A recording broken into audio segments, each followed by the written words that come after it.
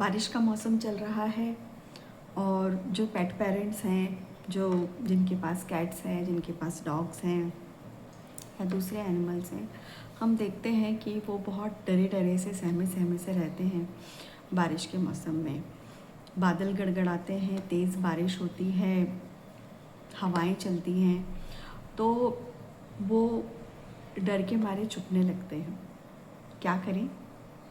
नमस्कार, मेरा नाम राधा श्रीवास्तव है। मैं एक animal communicator and animal reiki practitioner हूँ।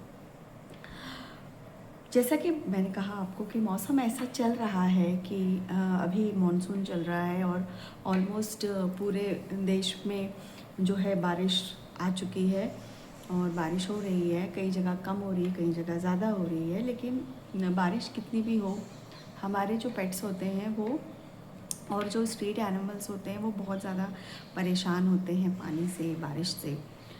तो कई बार हम देखते हैं कि जो कैट्स होती हैं, जो डॉग्स होते हैं ना, वो बहुत डर जाते हैं, वो बहुत भयभीत हो जाते हैं, वो बहुत ट्रॉमेटाइज हो जाते हैं, कहीं थर थर काँपने लगते हैं। डॉग्स एंड कैट्स शिवरिंग करते हैं और बीमार पड़ जाते हैं। तो कई बार हमको समझ में नहीं आता है कि हम उनको कैसे ट्रीट करें, हम उनको कैसे समझें।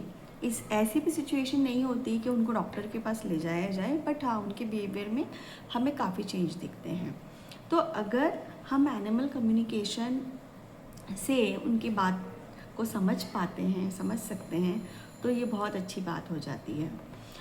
कैट्स जो होती हैं वो बहुत ज़्यादा सेंसिटिव होती हैं, वो डॉग से भी ज़्यादा सेंसिटिव होती हैं एनर्जी वाइज। टाइनी से tiny detail of the energy they can catch from their human या उनके सराउंडिंग से। वो छोटी से छोटी चीज़ भी एनर्जेटिकली अपने ऊपर ले लेती हैं या उस चीज़ को सेंस कर लेती हैं।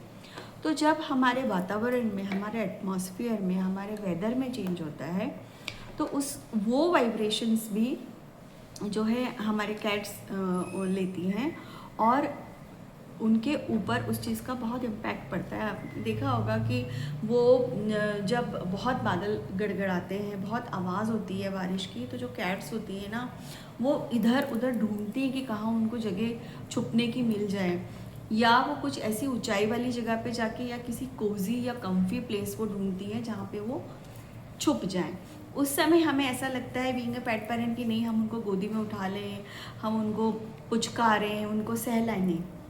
उनको उस समय इस चीज़ की कोई आवश्यकता नहीं होती। उनको उस समय एक आइसोलेशन, एक प्रॉपर आइसोलेशन चाहिए होता है, जिसमें कि वो एक जाके और रिलैक्स कर पाएँ और रह पाएँ। और क्या होता है, बारिश होती है ना, तो बारिश में जितनों जो भी स्मेल्स होती हैं वो सारी की सारी डाइल्यूट हो जाती हैं। इवन घर की स्मेल भी डाइल्यूट हो जाती है बारिश में, हवाओं में।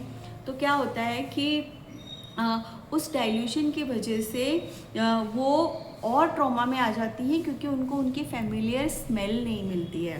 तो जब ये फैमिलियर स्मेल नहीं मिलती तो वो और परेशान होने लगती हैं। हो सकता है मानसून के समय पे आप देखेंगे कि कई बार ऐसा होता है कि वो खाना जो है अपना, उनका खाना जो वेट फूड है या ड्राई फूड है, अगर हमने ऐसे ज़्यादा समय तक खुला उसको छोड़ दिया है, तो वो उसकी जो है फ्रेगरेंस, जो उसका जो फ्लेवर है वो जो चला जाता है।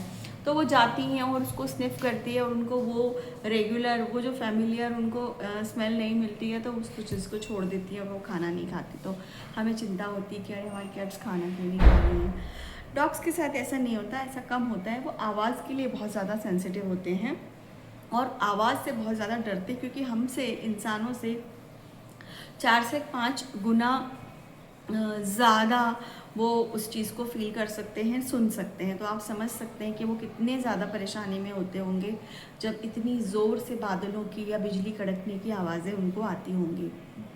कैट्स में ये भी होता है कि जो उनकी इलेक्ट्रोमैग्नेटिक फील्ड होती है ना, तो जैसे जैसे वातावरण में, हमारे एटमॉस्फेयर में ह्यूमिडिटी बढ़ती है, वाटर का जो है भाग बढ़ता है, पार्ट बढ़ता है, ह्यूमिडिटी बढ़ती है, नमी बढ़ती है, तो वैसे ना एक सडन हमें सर्दियों में नहीं होता है कि एकदम से एक जर्क सा लगता है, करंट सा लगता है, तो वैसे ही कैट्स को भी ना थोड़ी थोड़ी देर में ऐसे जर्क से महसूस होते हैं due to their electromagnetic field. और उस समय क्योंकि हमारे एटमॉस्फेयर में, हमारे वातावरण में हमारे बहुत ज़्यादा नमी होती है, ह्यूमिडिटी होती है, तो इसके कारण वो जर्क भी उनको बहुत परेशान करते हैं और वो बहुत ज़्यादा ट्रॉमेटाइज हो जाती है कि ऐसा क्यों हो रहा है।